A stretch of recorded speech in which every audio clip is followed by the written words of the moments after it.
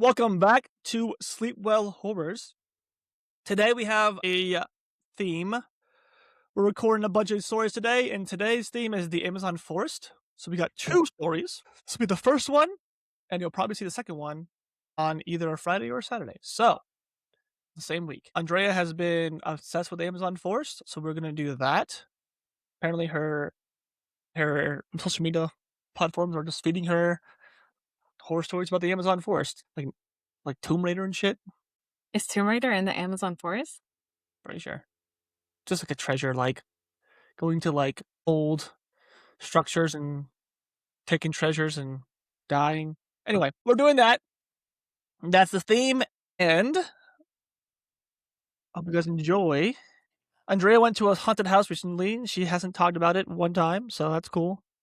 We ended up not going because Alright, I was going to go with my friend Christina, and then her husband was like, we have a Dungeons and Dragons night, and apparently it went on till like 2 o'clock in the morning. Okay, well, like, alright, whatever. Yeah. I don't want to talk about it. No comment. Today's story is called The Itch by L.S Beneveniste. Ooh. Can you pronounce that? Hold on, I'm trying to get to the story. Oh. Okay. Beneveniste? Okay, that's definitely correct. The Itch by who? By L.S Beneveniste. Okay, there we go. Perfect. Alright, so we're gonna start this. This is about the Amazon forest, and I'm pretty excited about this one because this one has good comments, and I like the title. Alright, go ahead, start us off. Returning from the Amazon was one of the most exhausting and exhilarating experiences of my life. That trip to South America had been the perfect escape from my suffocating routine as a rising attorney in the United States. After years of hard work, I'd secure a solid position at Marston and Associates, and with the recent promotion offer, life finally seemed to be heading in the right direction. But since I returned, something hasn't felt right.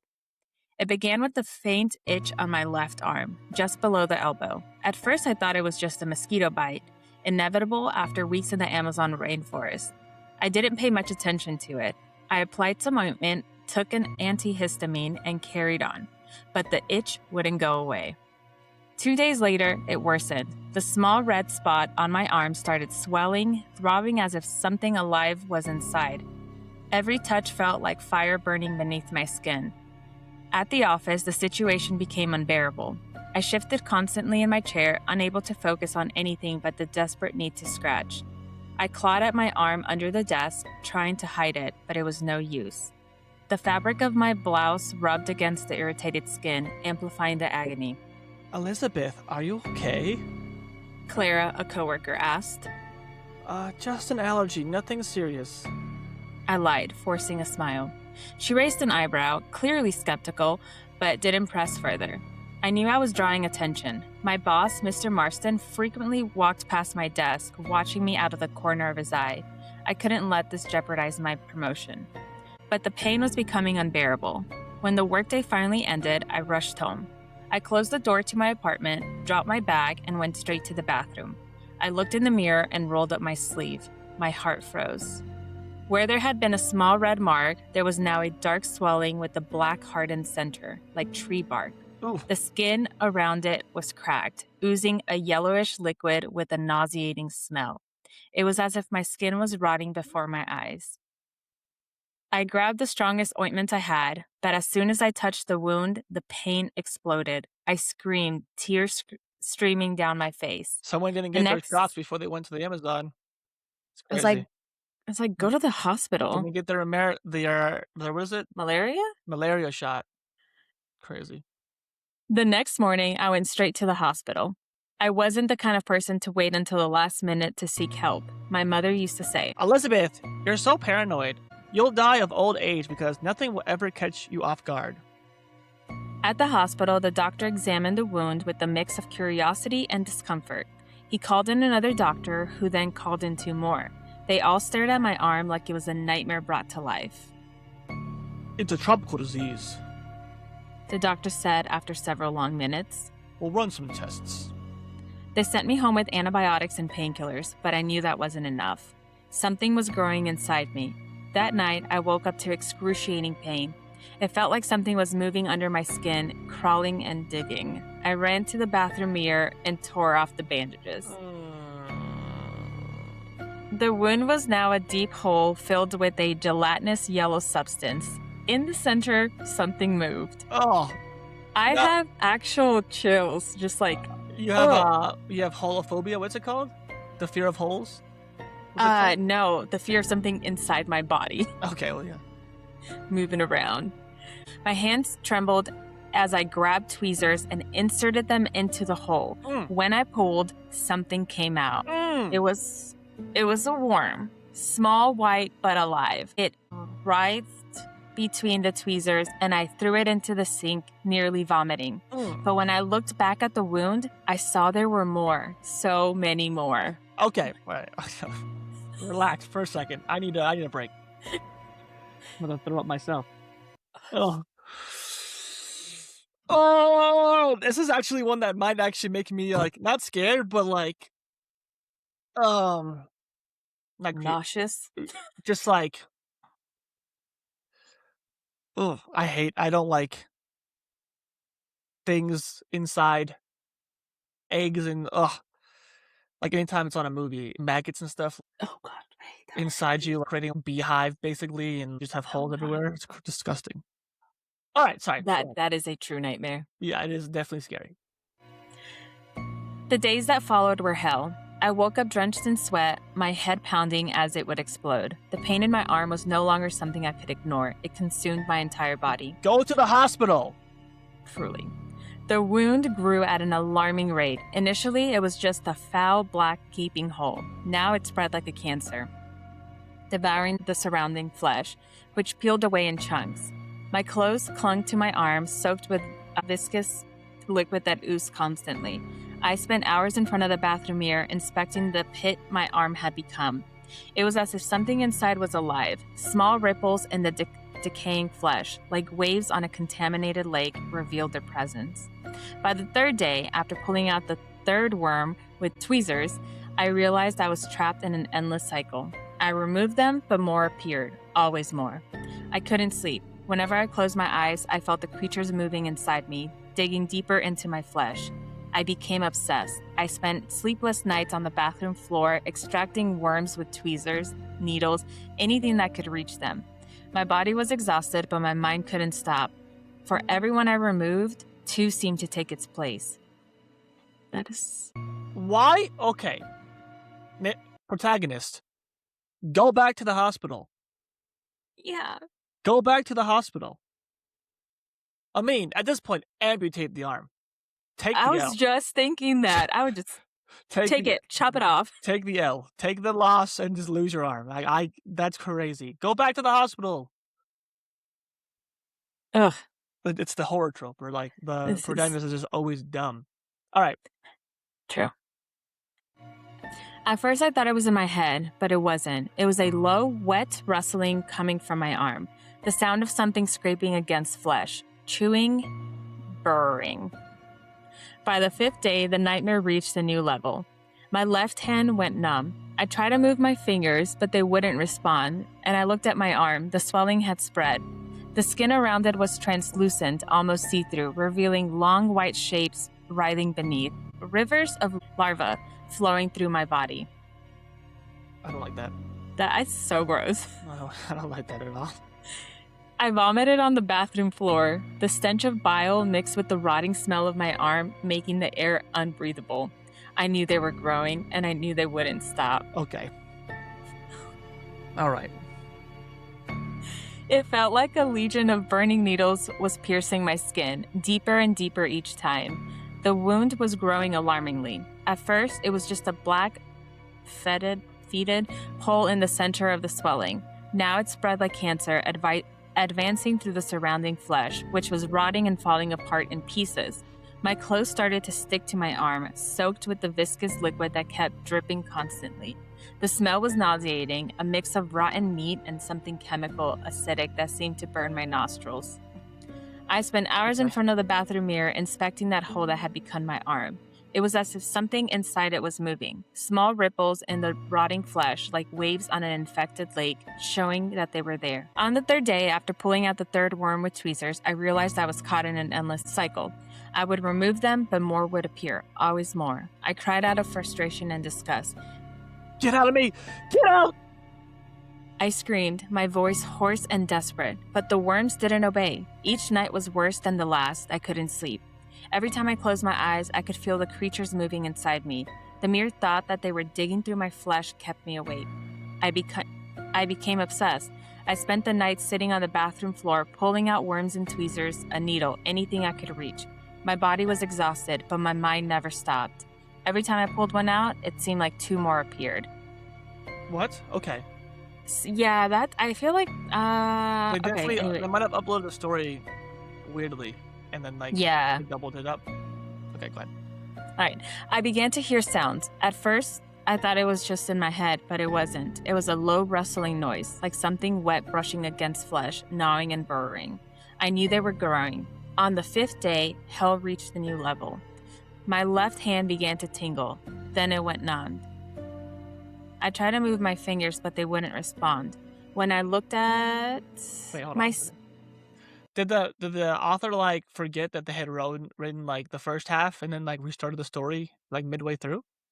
It's like they almost, like, it's almost like they wrote it and they're like, oh, this would be better. And they forgot to delete everything above. It's just, right? Is that what it's happening? That's what it feels like happening, right? So. Yeah. Okay. I'm not And crazy. then this, you might have to cut this out. They wouldn't respond when I looked at, and then there's that little dash, and then it starts a whole new sentence. Yeah. Anyways, it's the story has basically the author. It seems like wanted to change what they written, and yeah, they rewrote it, but they forgot to remove. Right?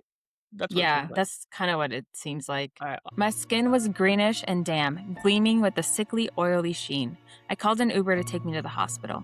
When the driver stopped in front of the building, I hesitated for a moment. I tried to cover my arm with a cloth to hide the deplorable state it was in, but the fabric quickly became soaked with the yellowish liquid that leaked incessantly. I got in the car, hoping he wouldn't notice. Good morning. I tried to say, but my voice came out hoarse, almost inaudible. The driver, a middle-aged man with a friendly expression, smiled through the rearview mirror, but his expression changed as soon as the smell reached him. Are you okay? He asked, wrinkling his nose and cracking the window a bit. It's just an infection. I'll go into the hospital. He nodded, but kept the windows open throughout the entire ride. I saw him rub his nose several times, and his glance in the rearview mirror was filled with distrust. Get out The of my smell cab, was- lady. Get the fuck out of my Truly. cab. Call an ambulance. Yeah, the smell was getting worse. It was the smell of death. When I finally arrived at the hospital, I staggered through the front door.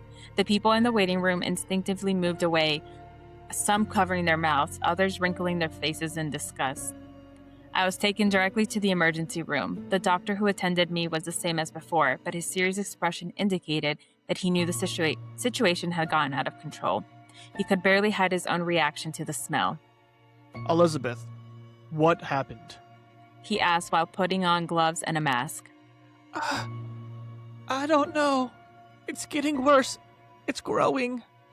He looked at my arm, now practically unrecognizable. The wound had turned into a grotesque opening, filled with necrotic flesh and viscous secretions. Ooh. The center pulsed as if it had a life of its own, and the edges were covered in small worms crawling in and out as if they were digging tunnels. That was so gross to say out loud. Take the arm. Take the arm. Take it. Just get rid of it. Get rid of the arm. There's no way you're coming back from that, dude. Take it. We need to act immediately. This is no longer just an ordinary infection. He said, calling out for other doctors. I was rushed in the operating room. The nurses' faces were a mix of professionalism and horror, as if they were trying not to think about what they were seeing. The room was cold, and the bright lights reflected off the medical surgical instruments. We'll need to amputate the arm, Elizabeth. The doctor said, Good call. holding my The doctor said, holding my healthy hand to try to comfort me. There's no other option. It's spreading too quickly. I simply nodded. I no longer had the strength to protest. All I wanted was for it to stop. They sedated me partially, but I remained conscious enough to feel the first incision. What? When this, That's not procedure. I don't think that's what's supposed to happen with It's an amputation. definitely not supposed to be awake for that. You're supposed to be anesthesia, unless they're like, I think anesthesia might kill her. But okay. Yeah. When the scalpel cut into the flesh around the wound, a collective scream echoed through the room. Oh. Sorry. Larvae were raining down. From the cut, a torrent of white worms exploded like a geyser. Ugh. They were larger than the ones I had seen before, thicker, almost translucent, with quick and frantic movements. The nurses recoiled, some screaming, others dropping instruments on the floor. My God. Murmured the doctor while trying to stay calm. The worms fell to the floor and began to spread throughout the room, crawling in all directions. The stench emanating from them were even stronger, a wet, rotting smell that seemed to fill every corner of the space. The doctor continued cutting, desperate to sever my arm from the rest of my body, but the worms didn't stop. They appeared from every side, burrowing into my flesh as if they were living roots, connected to my own body. The pain was unbearable, even with the sedatives. I could feel every movement, every bite, every slide of their vicious forms. We need to finish this now. The doctor shouted, wielding a surgical saw to cut through the bone.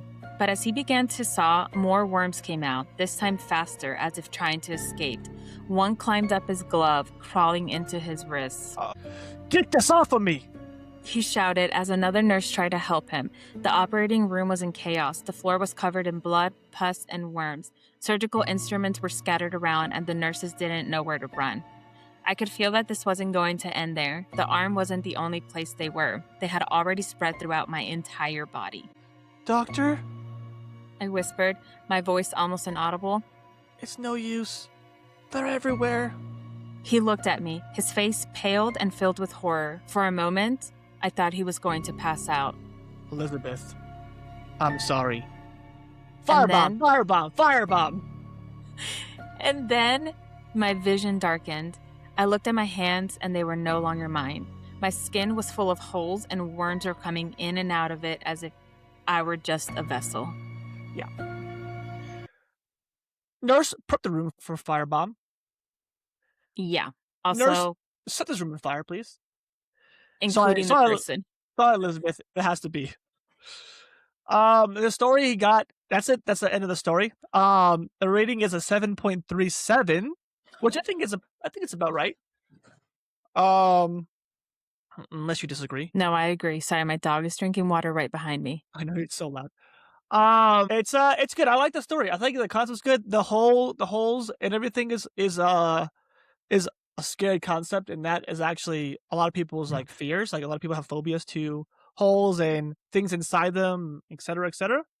Yeah. The author starting their story over midway through and changing what they wrote probably could have been fixed. Yeah. I thought it was good though. It was a good story. Good one to start off with. What do you think? I thought it was good. I